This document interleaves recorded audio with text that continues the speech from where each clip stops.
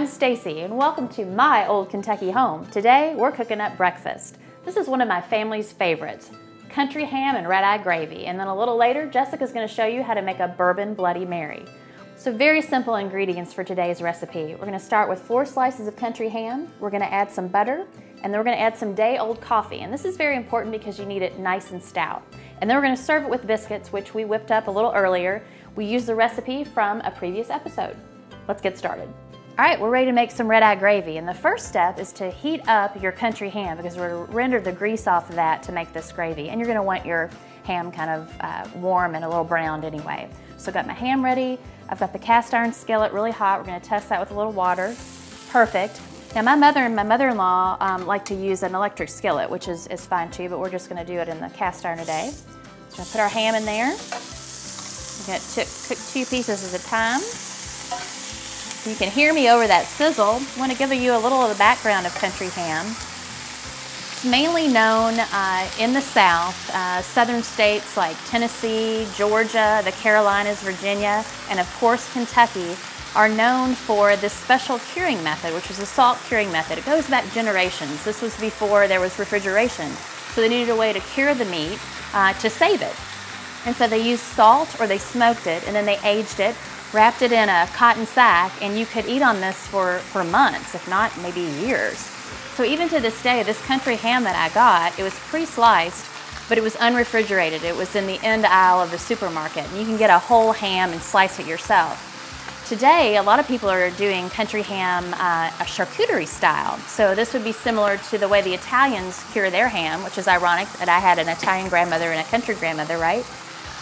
So the Italians don't smoke theirs, and they slice it really, really paper thin charcuterie style. You're seeing that with country hams today, but this is a very traditional, more country method, the way I grew up on, where you slice, almost a 1/4 to 3/4 inch thick ham steak and then fry it up and then make this gravy. Okay, so I think that's about long enough for brown on one side. We're going to flip it. And you can see it's starting to render some grease, but to get even a little more grease after I've browned it on one side, we're going to add a little water. And that's just going to give us the basis of our red-eye gravy. I'm going to turn the heat down a little bit. Some more about this. I said this was one of my dad's favorites. He introduced it to my son who loved to. You can see this bone in there. Whenever we get it, they would fight over who got the country ham bone. So it's a good memory for me. And I grew up eating this.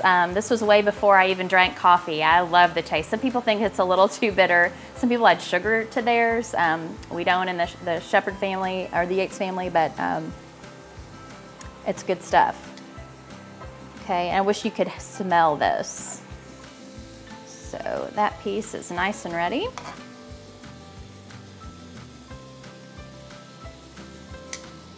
You can see we're just kind of going to deglaze the pan with the drippings. I'm going to let that cook down just a minute, get a little dry spot to add these other 2 pieces.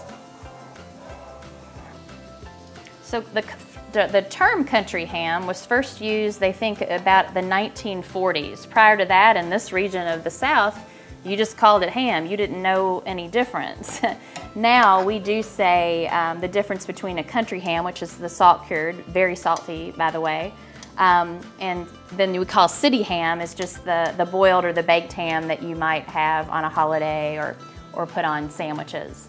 But with country ham, I always say, if I'm going to have this in the morning, I need to be sure that I hydrate the rest of the day because it is very, very salty.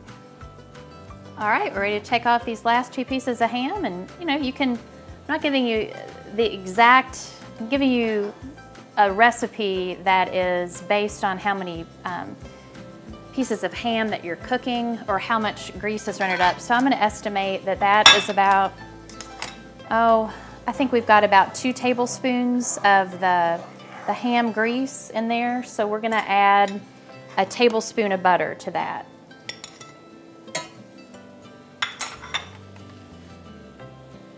We're going to get that melted.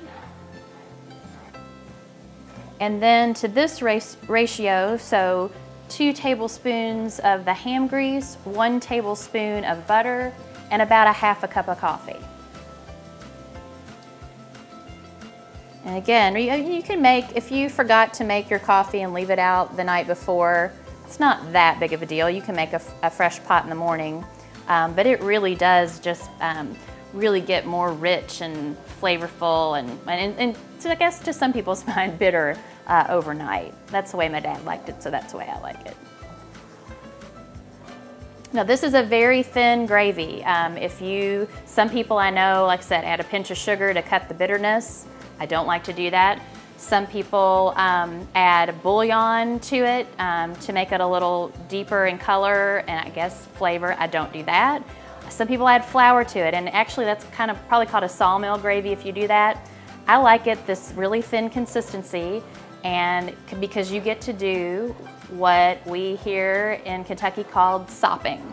You don't pour it over your biscuits, you actually have a little cup, almost like you do a au jus for a roast beef sandwich. And we're actually gonna dip those biscuits in there and sop up this red-eye gravy. So I'm just gonna cook this down just a little bit more, get some flavor. I'm gonna pour it off and we're gonna heat up the biscuits. And we'll wait for Jessica to whip up this Bourbon Bloody Mary before we bring it tableside. Today we're gonna make Bourbon Bloody Marys. Now you might typically more often find vodka and Bloody Marys, but in Louisville, in this part of the country, you're gonna see Bourbon Bloody Marys on a lot of brunch menus.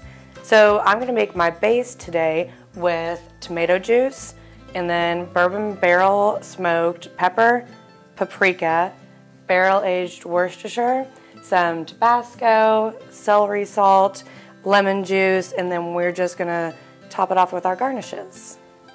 So we're just gonna start with a tall glass filled with ice, and then I'm gonna do about 2 ounces of bourbon. I'm using Buffalo Trace, made right down the street in Frankfort. A little bit more. And then I'm gonna add our spices. We're using barrel smoked pepper, black pepper, a little bit of bourbon barrel smoked paprika. I'm gonna use barrel aged Worcestershire. And I like a pretty good amount in there. I've also got Tabasco to make it a little spicy. And then celery salt. Just about a couple dashes of that. And then we're going to use the juice from quarter of a lemon. Okay.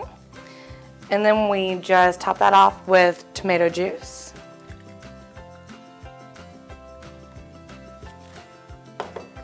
And give it a good stir. So now all that's left is our garnishes. And I've got today some pickled okra, since we're making a very Kentucky version of a Bloody Mary. Cherry tomatoes, they look delicious at the store. And then I've got a little cheese curd here, and finally just a little bit of the country ham that I stole from Stacy earlier, and then just make that look nice there. And we've got a beautiful Kentucky Bloody Mary. So I never really talked about why this is called red-eye gravy with the country ham. Do you know? I do not know. So apparently there are several different theories. I didn't know this when I was growing up, I just ate it. But apparently some people think it was because you might get red eyes from being up real late, being tired, and you might want really stout coffee in your country ham gravy to make you more alert. Well, and Bourbon Bloody Mary is a great pick-me-up too. No doubt. So for more great recipes like these and other Kentucky favorites, check us out at culinarylouisville.com. And we'll see you next time on Bourbon and Biscuits. Cheers. Cheers.